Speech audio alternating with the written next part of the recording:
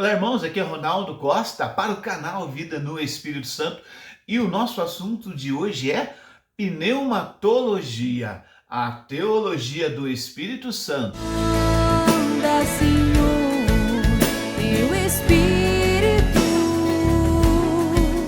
edifica a minha vida no Espírito Santo.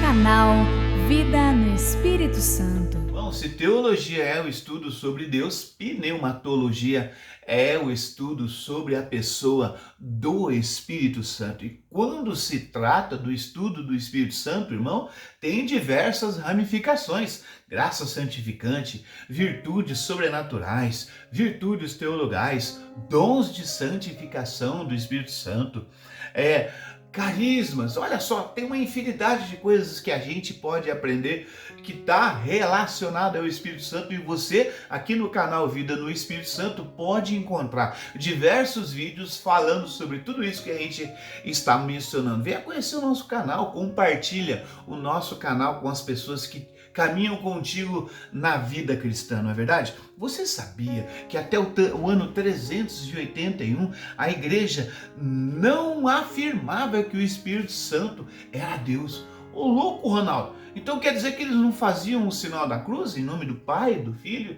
e do Espírito Santo, invocando Deus da Santíssima Trindade? Não acontecia isso? Não acontecia isso, irmão. Olha só como é que aconteceu toda essa história de lá para cá. Olha, nós sempre dizemos que a igreja nasceu do Espírito Santo, nasceu lá em Pentecostes, não é?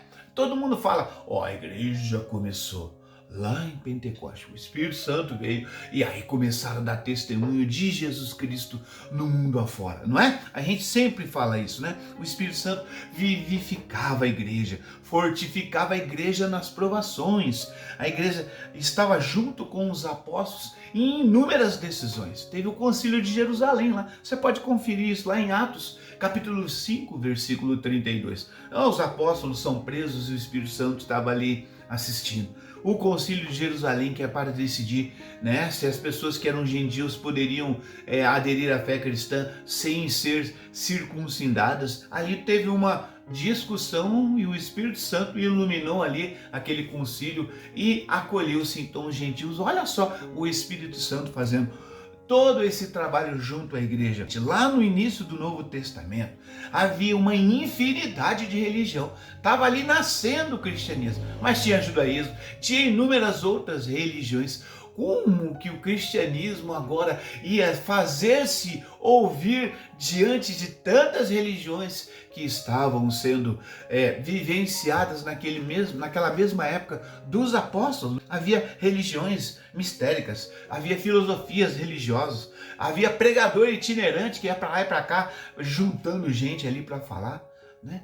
Como será que o cristianismo se destacou diante de tudo isso, né? O que fez do cristianismo atrair tanta gente com perspectivas tão pouco atraentes como a da cruz e a da perseguição? Veja, naquele momento, lá no começo dos apóstolos, mal começou o cristianismo, Estevão já foi apedrejado sobre o manto, sobre a autorização de São Paulo apóstolo. Já no início do cristianismo, nós já presenciamos, através da leitura do Novo Testamento, que há perseguições e que há morte, cruz.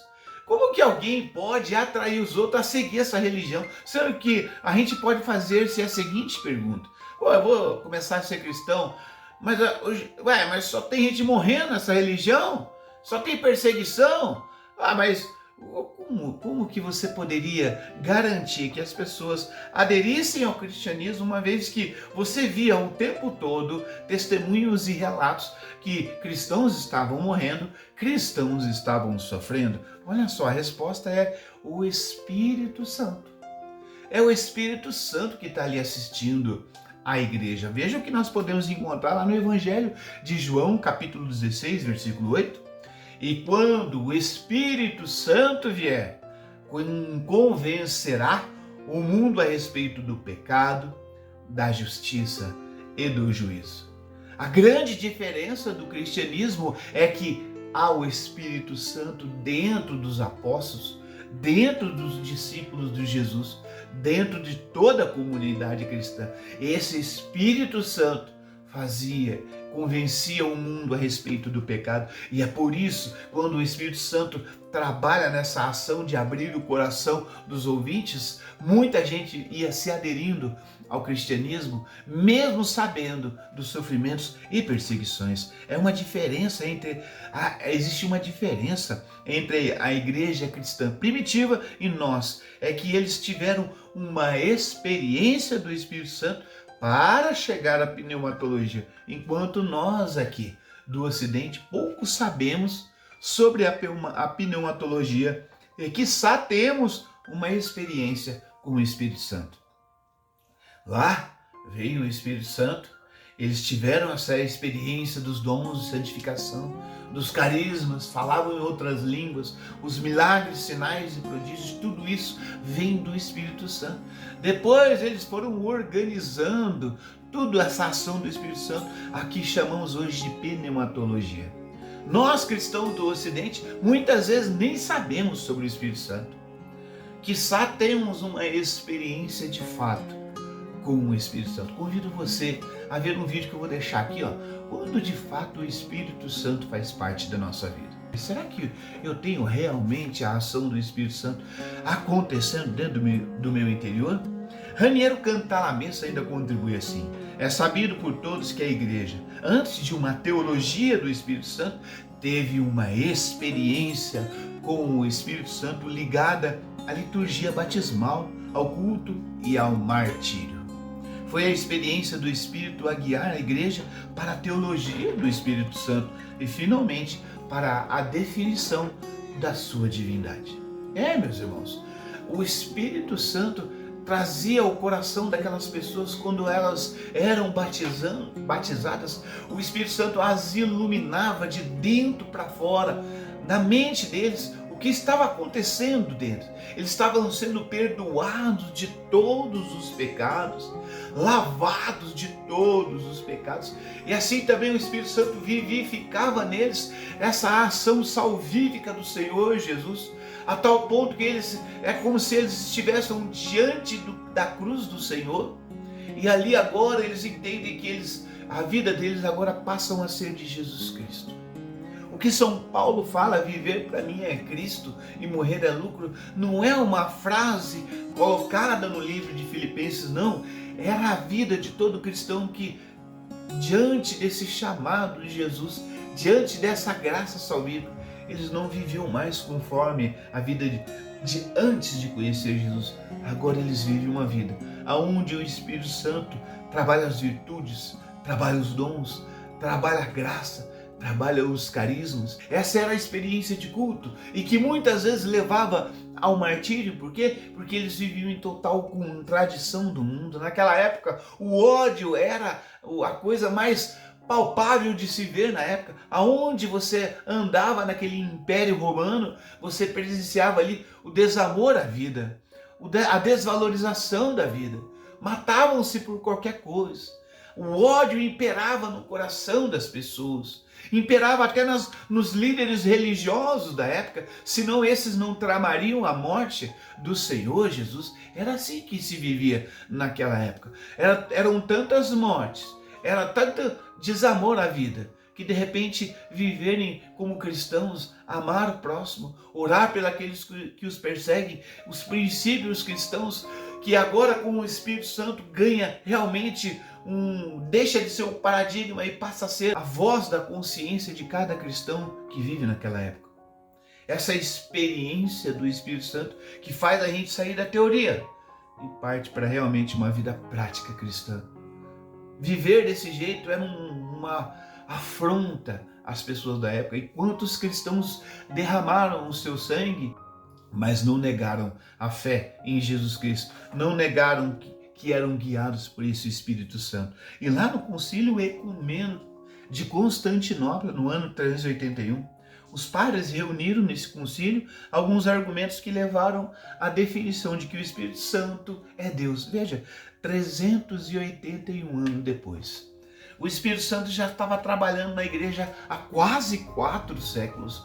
4 séculos depois, eles perceberam o seguinte: como pode o Espírito Santo não ser Deus? Se ele nos santifica e se ele nos une a Deus. Caíram naquela consciência assim, como assim o Espírito Santo, ele é a terceira pessoa da Santíssima Trindade. Ele veio a nós e ele nos santifica, ou seja, ele faz com que a nossa essência pecaminosa que antes a gente cultivava antes de conhecer Jesus, agora esse Espírito Santo nos coloca o desejo oposto a esse. Coloca em nós o desejo de ser santo, o desejo de se assemelhar a Jesus. São João Paulo fala cristificar, ou seja, faz com que a gente se torne um outro Cristo. 381 anos eles pensam assim: como pode sermos molhados e não reconhecemos que aquilo que nos molha é água? Ou seja, como pode a gente ser santificado se aquilo que nos santifica não é santo como Deus é santo? Por isso, assim, nesse concílio de Constantinopla, percebemos que o Espírito Santo, ele também é Deus. A igreja primitiva buscava essa união com a Santíssima Trindade. Buscava mergulhar a vida na Santíssima Trindade. Olha só, em 1 Coríntios, capítulo 1, versículos 3, olha a saudação. No primeiro século, lá nos anos 50, 60, quando São Paulo escreveu, ele escreveu assim, ó: graça e paz da parte de Deus, nosso Pai, e da parte do Senhor Jesus Cristo. Veja como ainda não havia a saudação na comunhão do Espírito Santo. Isso lá no primeiro século. 3 séculos depois, no ano 381, que a gente vai falar a graça de Deus, nosso Pai, de nosso Senhor Jesus Cristo e a comunhão do Espírito Santo estejam conosco. Essa saudação veio depois. Lá na época de São Paulo, eles ainda não tinham essa compreensão, mas eles vivenciavam a ação do Espírito Santo. Eles não tinham a teologia organizada como a gente conhece hoje, mas eles tinham uma experiência muito forte e poderosa com o Espírito Santo. Essa é a grande diferença da igreja primitiva para nós de hoje.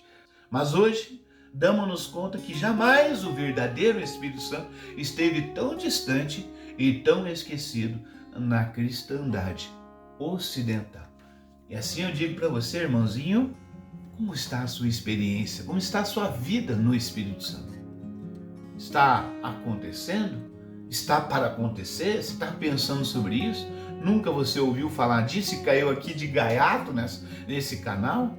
Que tal você conhecer a promessa do Pai que foi através da salvação de Jesus e da sua ressurreição, foi derramada sobre todo aquele que acredita que Jesus é o enviado do Pai. Convido você a conhecer mais uma vez ser o canal Vida no Espírito Santo. Conheça aqui os inúmeros vídeos que nós falamos sobre essa vida no Espírito Santo. Vamos terminar aqui com uma oração: luz de nossas almas. Ó Senhor, que enviaste o teu Espírito Santo sobre os teus santos discípulos e apóstolos, veneráveis na terceira hora, não o afasteis de nós. Ó tu que és tão bom, mas nós te imploramos, ó nosso Senhor Jesus Cristo, Filho de Deus, o Verbo, que o renove em nós, Espírito reto e vivificante, Espírito filial de castidade, Espírito de santidade, de justificação e vigor. Ó tu que podes tudo, porque és luz de nossas almas. Ó tu que iluminas todo ser vindo a este mundo, tem piedade de nós. Amém. Em nome do Pai, do Filho e do Espírito Santo. Amém. Até a próxima, irmão.